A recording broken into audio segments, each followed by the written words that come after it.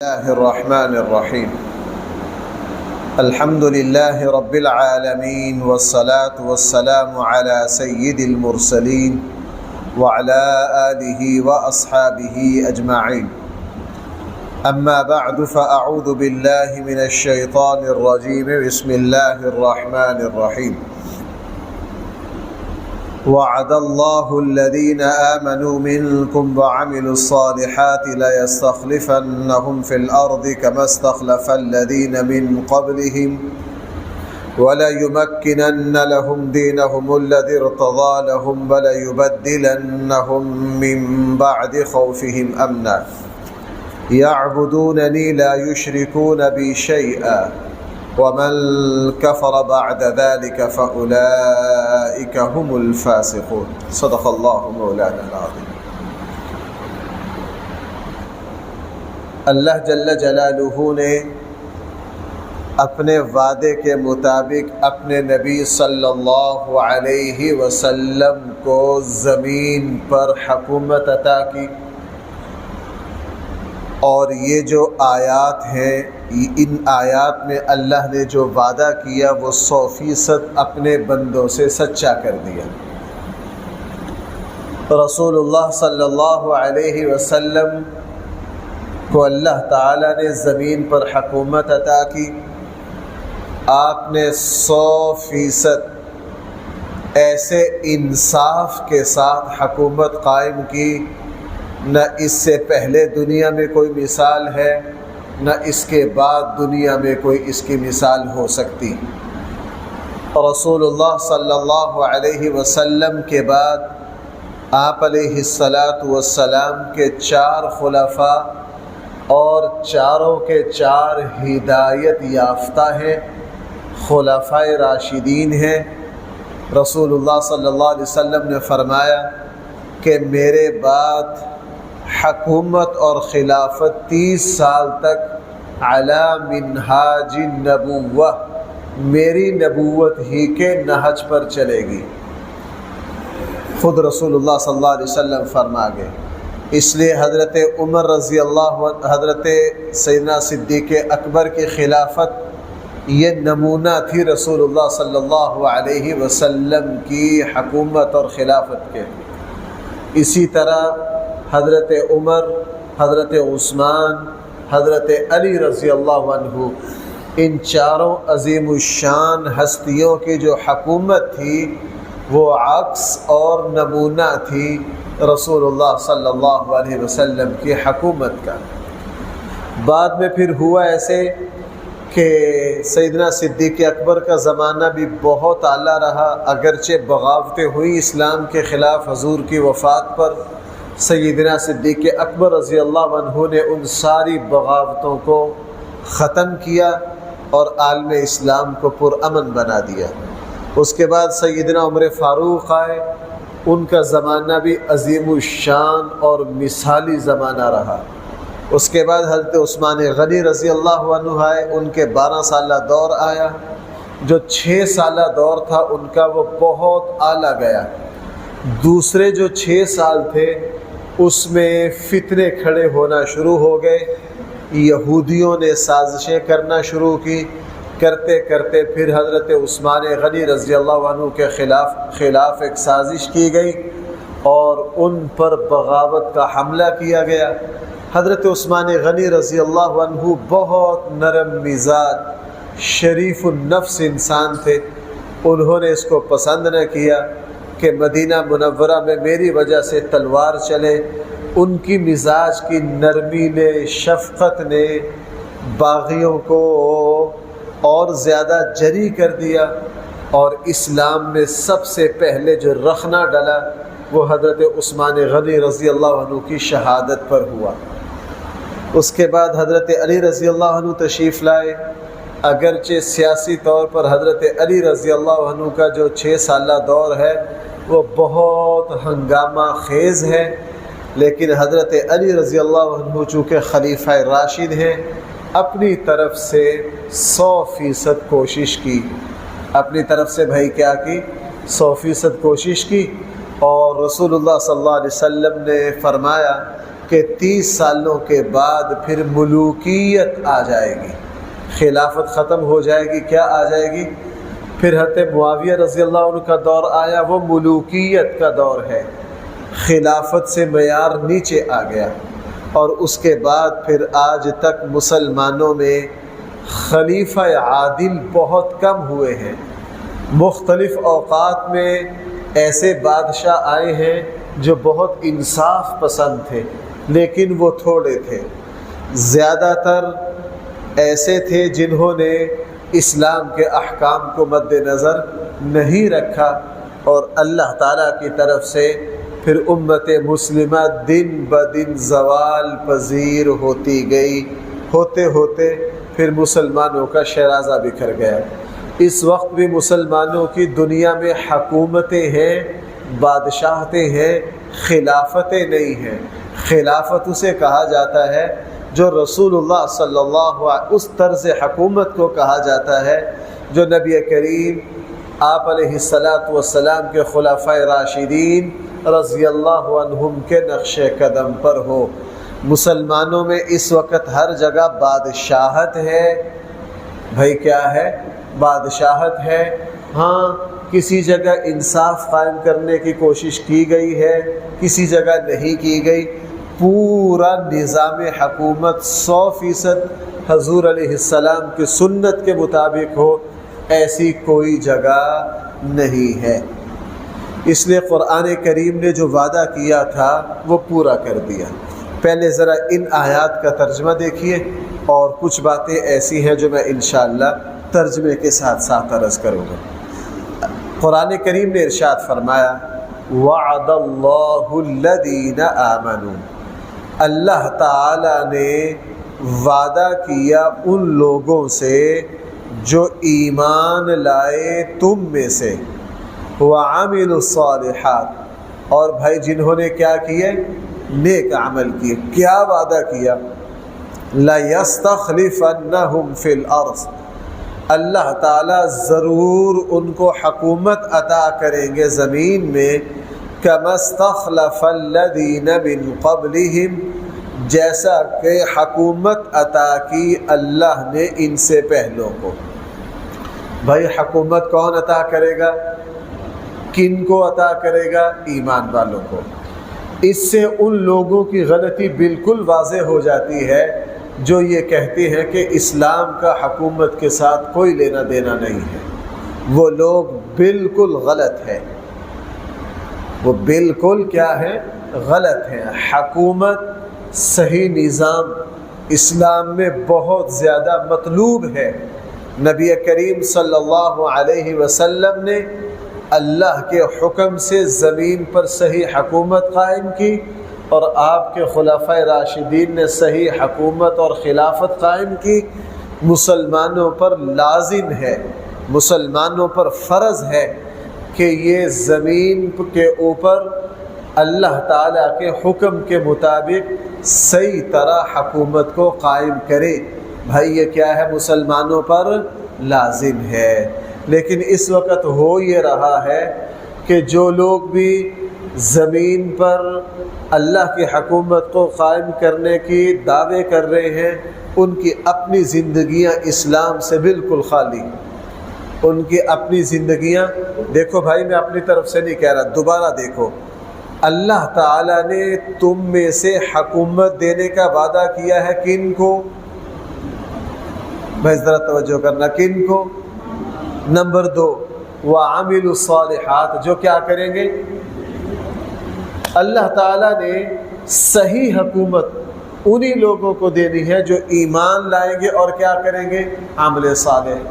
جن کے پاس عمل صالح نہ ہو، جن کی اپنی زندگی اسلام سے دور ہو، تو ان سے کیا توقع کی جا سکتی ہے کہ یہ صحیح حکومت قائم کریں گے؟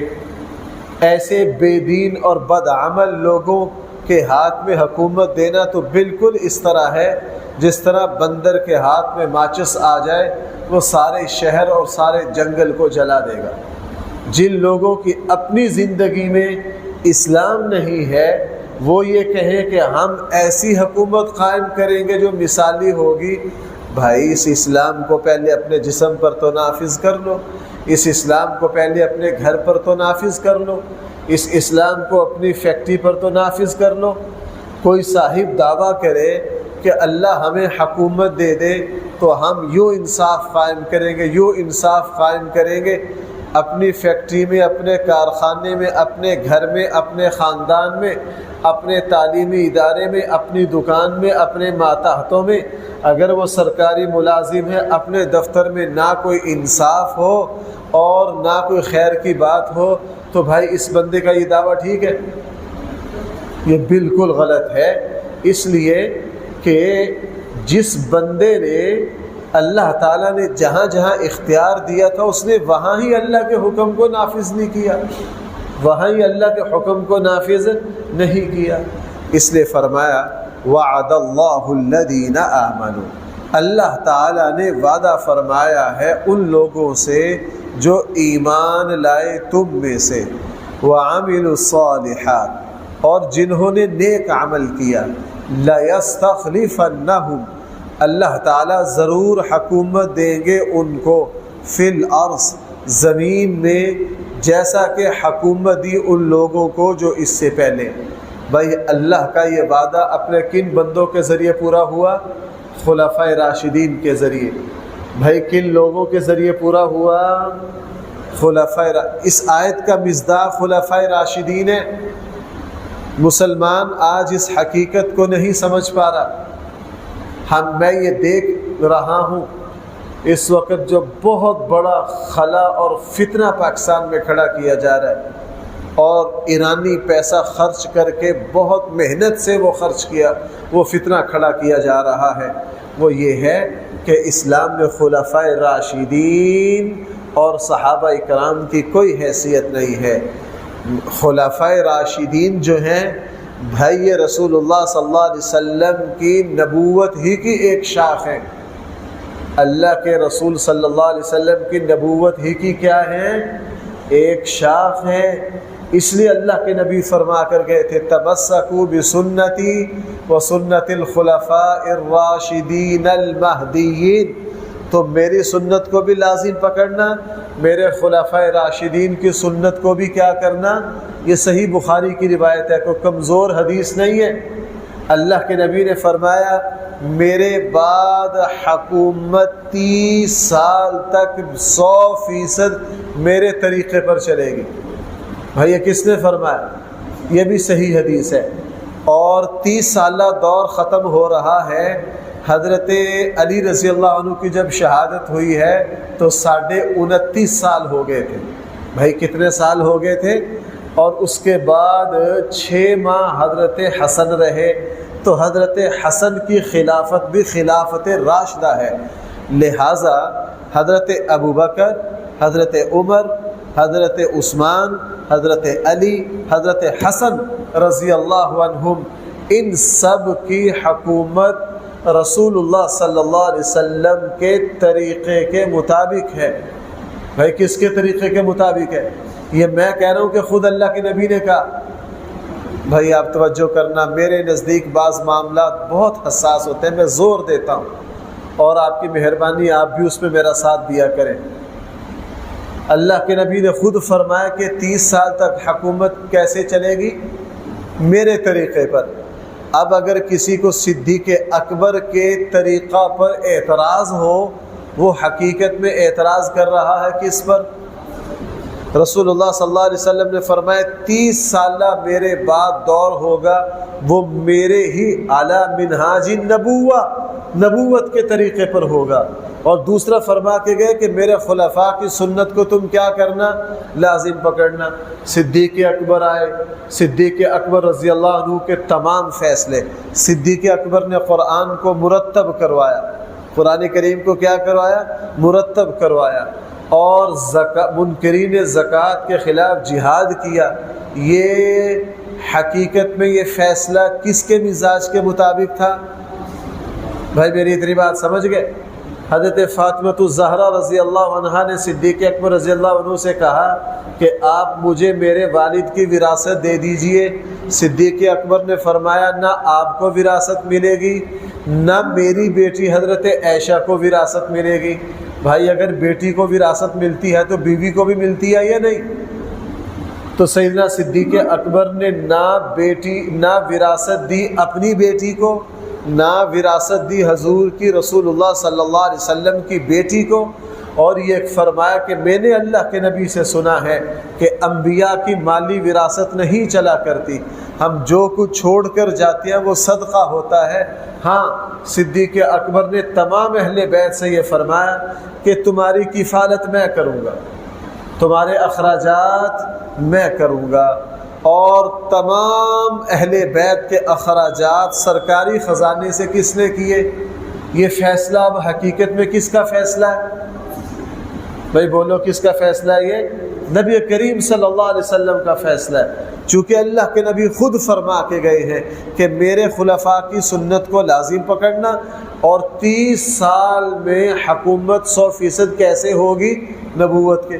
حضرت عمر رضی اللہ عنہ آگے، حضرت عمر رضی اللہ عنہ کے 10 سالوں میں تمام فیصلے جو ہیں وہ کس کے مطابق ہیں؟ رسول اللہ صلی اللہ علیہ وسلم کے مزاج کے مطابق۔ اس کے بعد حضرت عثمان غنی کا 12 سالہ دور آ گیا، حضرت عثمان غنی رضی اللہ عنہ کے 12 سالہ دور کے تمام فیصلے کس کے مطابق ہیں؟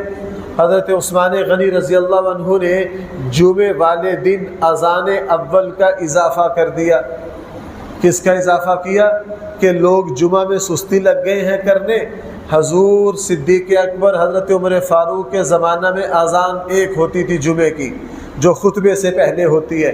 حضرت عثمان غنی رضی اللہ عنہ نے دیکھا کہ لوگوں میں اب کیا ہونے لگ گئی ہے؟ سستی۔ آپ نے پہلی اذان کا اضافہ کیا، بازار میں جمعے کی پہلی اذان دینا شروع کی تاکہ لوگ جمعے کی تیاری اور جمعے کی طرف چل پڑیں۔ یہ فیصلہ حقیقت میں کس کا ہے؟ رسول اللہ صلی اللہ علیہ وسلم نے 3 دن نماز تراویح پڑھی، حضرت عمر رضی اللہ عنہ نے 20 تراویح کو پورے رمضان میں چالو کر دیا۔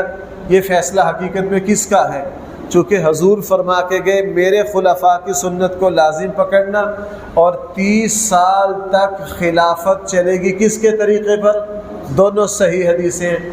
اب حضرت علی رضی اللہ عنہ آگے، لوگوں کو حضرت علی کے فیصلوں پر بڑا اعتراض ہے، نہیں اعتراض ہو سکتا چونکہ حضرت علی رضی اللہ عنہ خلیفہ راشد ہے۔ بھائی کیا ہیں؟ خلیفہ راشد ہیں، خلیفہ راشد ہیں، ہدایت یافتہ خلیفہ ہیں۔ حضور نے فرمایا میرے خلفاء کی سنت کو لازم پکڑنا، اور میرے خلفاء جو 30 سال تک خلافت چلے گی میرے نبوت کے طریقہ پر۔ اس سے حضرت علی رضی اللہ عنہ کے تمام فیصلے دین ہیں اور نبوت کے مزاج کے مطابق ہیں، کوئی اعتراض نہیں ہو سکتا۔ بھائی اس مضمون کو آج کل بیان کیا جاتا ہے، کبھی سنتے ہیں آپ لوگ؟ یہ ہمارے دین کا حصہ ہے۔ اور اس کے بعد حضرت حسن رضی اللہ عنہ آگے، حضرت حسن رضی اللہ عنہ صرف 6 ماہ خلیفہ رہے، اور حضرت حسن کی نگاہ اسی پر تھی کہ مجھے اپنے نانا کے فرمائے ہوئے 30 سال پورے کرنے ہیں۔ 6 مہینے خلیفہ رہے، اور 6 مہینے کے بعد خلافت حوالے کر دی صلح کے ذریعے۔ کس کے؟ کیوں؟ رسول اللہ صلی اللہ علیہ وسلم نے فرمایا تھا میرا یہ بیٹا، حضرت حسن کے بارے میں فرمایا تھا میرا یہ بچہ مسلمانوں کی 2 عظیم جماعتوں میں صلح کروائے گا۔